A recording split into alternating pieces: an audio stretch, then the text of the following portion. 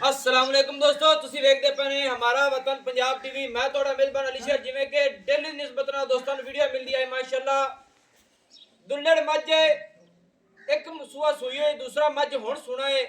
ਬਾਕੀ ਮਾਲਕ ਕੋਲ ਡਿਟੇਲ ਲਵਾਂਗੇ, ਸਾਰੀ ਪੁੱਛਾਂਗੇ ਕਿ ਮੱਝ ਕਿਤਨੇ ਸੂਏ, ਕਿੰਨੇ ਦਿਨਾਂ ਦੀ ਗੱਭਣ ਹੈ, ਸਾਰੀ ਡਿਟੇਲ ਲੈਣੇ ਆ ਅੱਲਾ ਦੇ ਹੁਕਮ ਦੇ ਨਾਲ। ਆਮ ਮੱਝ ਇਹ ਜੀ ਕਿਧਰੇ ਨਹੀਂ ਲੱਭਣੀ ਮਾਸ਼ਾਅੱਲਾ ਦੋਸਤੋ। ਮੁੱਛ ਬੱਗੀ, ਅੱਖਾਂ ਸਫੈਦ ਨੇ, मकूल सिंगी मुनासिब छोटी जी ते सोहना फुल रब ने छोटा जी लाया है। खुत्ती ठप्पी हुई गर्दन 2 हथ लंबी। मझ दे कन्नां दे विच पशम वेख लेनी चप्पे चप्पे दी पूरी मझ ते पशम माशाअल्लाह कमाल दी है। कोशिश करने हैं कि छोटी छोटी वीडियो बने। अच्छा भाईजान, सारी मझ कैमरे की नज़र च तुम तसलियां नाल वेखो तो मैं मालिक को पूछ लेना। धुन्नी कोड़ी दा निशान नहीं, डाका चक्की हुई, सिंगल हड्डी, हर पास मझ अल्लाह दे हुक्म दे नाल पूरी रेशम वर्गी है और मझ दे जमदी दे 2 थान ने। अच्छा जनाब, अपनी मझ अगे एक सुआ सूई हुई है। हां जी, एक सुआ से दूसरा हुन सुना है तू एवें। हां जी, कितने दिन का पाने हुन मझ? ये 5 महीना दी आमला 6वें जा रही है। 5 महीने पूरे कीती खड़ी है ते 6वें दे विच जा रही है एवें। हां जी। अच्छा, जेड़े 2 थान पिछले ने चुआई दे विच कोई वादा घटत कोई नहीं, कोई वादा कोई फर्क तो नहीं उन्होंने।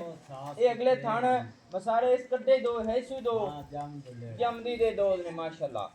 जम दुल्लड़ आम मझ नहीं लगदी, नहीं लगती है एवें गल है, नहीं लगदी। ते बाकी हुन तेरी कोशिश ये है भाई मसाले तू सेल करना चाहना है, पूरी बार है भाजलो दिलड़ नहीं लगदी इंशाल्लाह।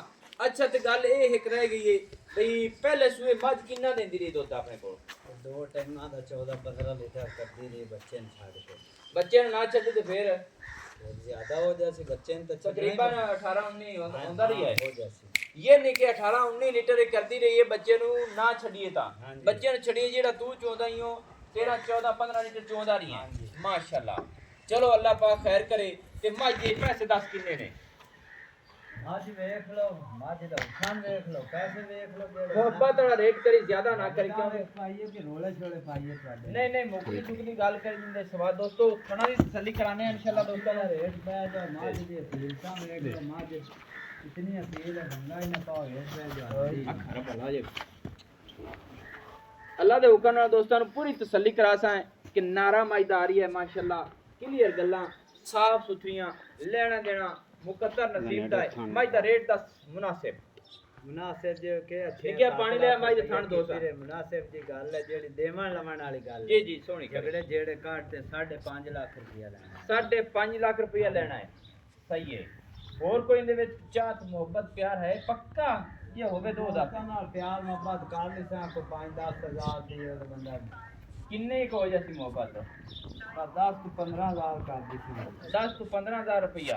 हां जी, ये नहीं के 5 लाख 25 हजार 35 हजार फाइनल आपा जेड़े ले 5 लाख 35 हजार दोस्तों। सजना बिरावां नु 15,000 रुपया मुहब्बतां करते छाड़ रहे हैं। सही है। तुसी इतने पातू आए ने सफर कर बाकी मझ दा हुसन मझ सोहनी वेख लो। मझ ही 7 लाख दी है जी माशाल्लाह। वाकई मझ 7 लाख दी अल्लाह पाक ने बात चलावे। 5 महीने पूरे कीती गए 6वें दी आंदी पई है ते अल्लाह दे हुक्म नाल दुध जेड़ा मझ है ना सारी मझ चोई जावे ते इसकी मझ जे फिर दुध ते ਵਧेगी। हां, मझ दो जे ਤੁਹਾਡਾ दिल खुश करसी दिल राजी करसी। हाँ जी। चलो मोहब्बत है ते मझ दा पैड़ा काट माशाल्लाह दोस्तों। ए जम दुल्लेड़े नस्ल जात पूरी दी बरीक पूरी है मझ माशाल्लाह। आगा उठे हो जा पर वो तो नहीं खुदा दी माशाल्लाह दोस्तों। ये बलोचां दे घर दी नस्ल जात मझ दी पूरी है। लेना देना नसीब दा। नंबर अपना होंदा है 0301 65 29 776।